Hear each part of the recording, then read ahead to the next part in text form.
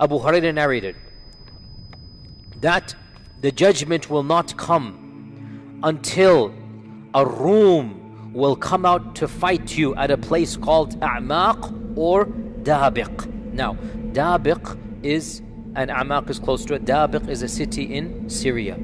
And the so-called Islamic State took it as its capital.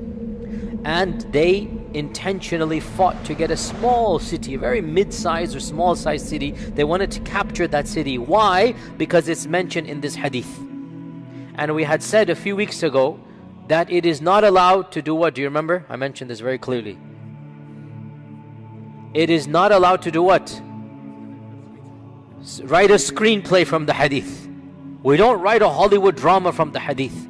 It happens, it will happen. We do not extract a drama and enact it. We've seen what happened throughout history when people have attempted to do that. No, we don't do that. It happens, it will happen. But you don't think you are the one who's going to go do that. We have seen time and time again, people have attempted to do that and it has failed miserably. And one of the most important examples, this is another example of ISIS and Dabiq and whatnot. Another example we mentioned is Juhayman and his takeover of the Kaaba, and he thought he would enact all of the hadith that are mentioned, but he couldn't, because again you have to pick and choose, just like over here. And anyway, so the hadith goes on that the Romans will come and fight you at a land called Ad-Dabiq, and the best of the people of earth from the city of Medina will leave Medina and fight against them. When they are getting ready for war, lining up for war, listen to this, very cryptic. The Romans will say to the Muslims, leave us with the group amongst you who have forsaken their religion. We want to fight them. I'll explain. The Muslims will say, La wallahi, we will never leave our brethren and will never abandon them to you. I'll finish the hadith and then explain. So the battle will rage on. The battle will rage on. 1/3 of the Muslims will retreat out of cowardice, and Allah will never forgive them. When the battle gets tough, they will flee, and the Prophet ﷺ said they will never be forgiven. 1/3 will be killed, and they will be the best of shuhada. They stood their ground, they died martyrs, and they will be the best of shuhada. And 1/3 will conquer, 1/3 will win, and they will not be tested. Maybe the test of the grave, maybe the test of the akhirah. They will not be tested. Allah will bless them and they will not be tested. And they, meaning that 1/3, will then conquer Qistintiniya, Constantinople. Again, we'll explain this in a while. It's a long hadith.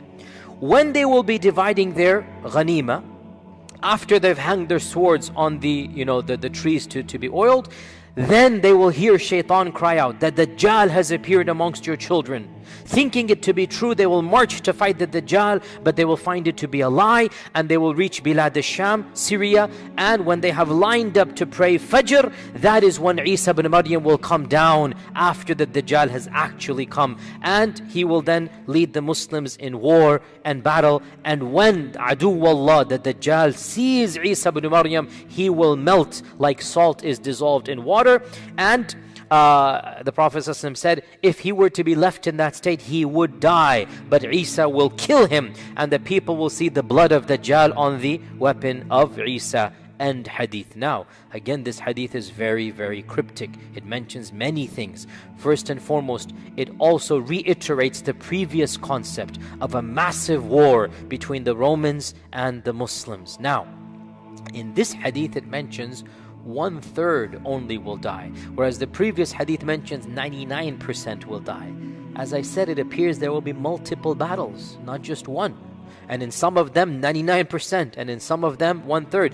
This hadith mentions that this army will conquer Qistintiniya, whereas the previous hadith does not mention that. So maybe there are multiple wars going on in the world, and the Dajjal's announcement will take place in all of them. Shaitan's gonna frighten the Muslims. Dajjal is here. They're gonna be expecting Dajjal because they're seeing the hadith take place. So Shaitan will use it as a tactic. So maybe multiple groups will run back to Bilad al-Sham, and there they will be with the Mahdi, and the Mahdi will then be leading them in Salah, and Dajjal will actually have come at that point in time, and then Isa will come down as we had mentioned. Another hadith that mentions all of these as well is that the Prophet ﷺ said, the fortress of Muslims on the day of the Malhama, this is where it is mentioned, the Armageddon, the Malhama, will be Ghuta, which is a city near Damashq, one of the best cities in Ash-Sham. This hadith is in Abu Dawood, it is authentic. Three things are mentioned: Ghuta, Damashq, and Bilad Ash-Sham.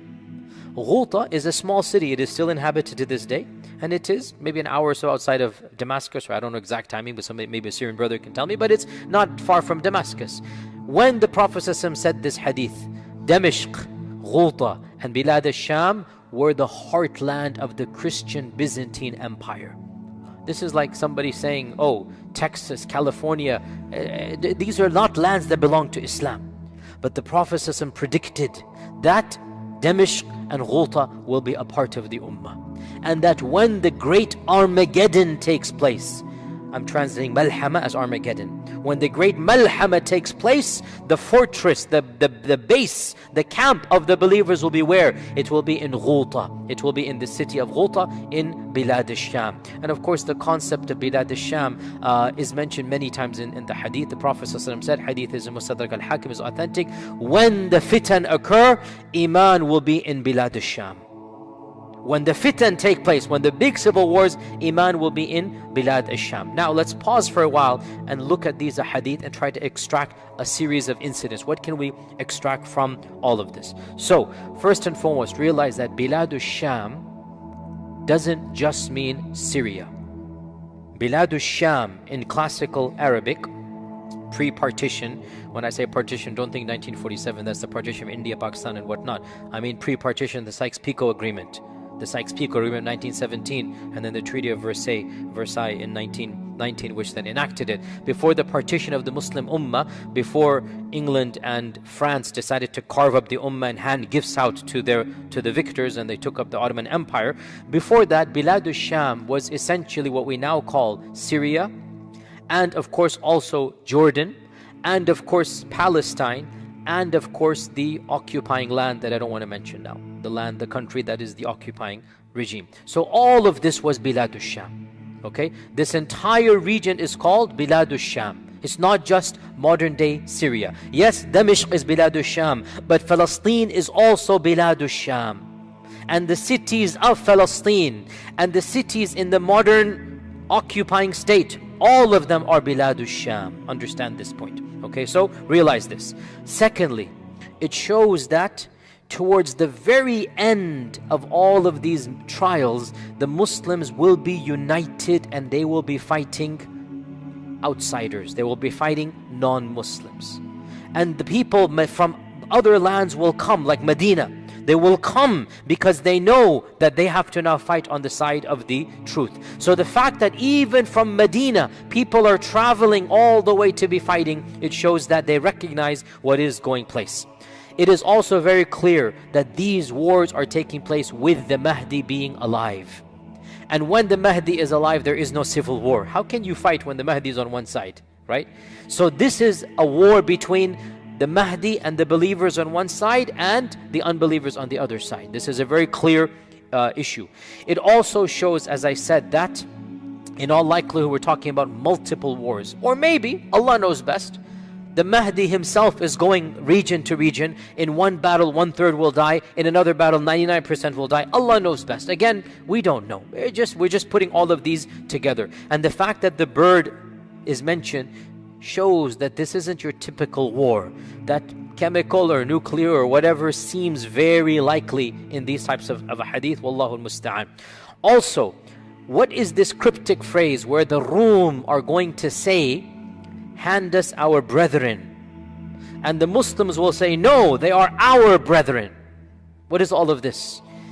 This is very interesting. It appears, and Allah knows best, that there will be a large group of converts from Bilad al-Rum to the land of Islam, and they will be fighting on the side of the Mahdi and the Muslims.